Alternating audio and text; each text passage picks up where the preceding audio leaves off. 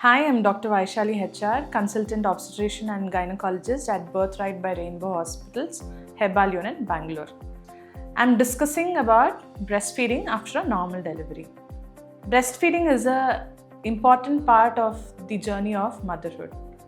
Most of the times it comes naturally to many mothers, but for a few first-time mothers or some mothers, it might not come as easily. So what can be done? How to prepare for this? So after delivery, we understand that there might be some pain at the perineum. So it is important that you take care of the pain or use some cushions to sit comfortably and make sure you are well supported at the back.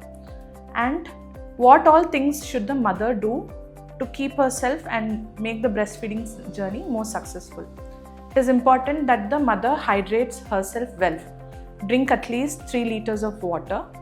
Have good nutritious food rich in fibers, proteins and green leafy vegetables so that your lactation is good. Next thing is how to hold the baby. So many mothers are trying to figure out as to how to hold the baby correctly and make it easier for breastfeeding.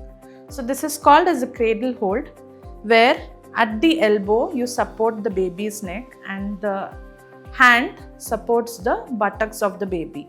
In this, the whole baby and the back of the baby is supported very well and the baby is facing towards you, and with your second hand you're able to adjust or help the baby to latch at the breast. So this is how the baby is held. So how do you understand that the baby has latched well at the breast?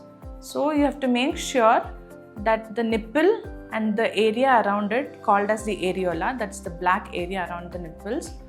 Major portion of the lower areola is in the baby's mouth as well as the nipples, and the mouth of the baby is everted. So if this criteria are met, that means the baby has latched well. It is important that you feed the baby every time the baby demands, or at least once in every 2 to 3 hours. Each mother and each baby is different, so the feeding times or the feeding routines might be different for every mother and the baby. It is important to note that exclusive breastfeeding needs to be done in the first 6 months, even to avoid water or honey.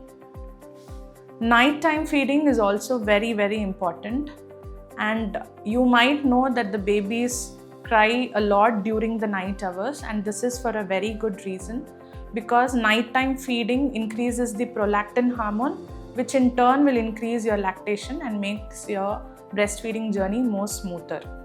So breastfeeding is a process, it takes time, and it is an art which can be mastered with patience only.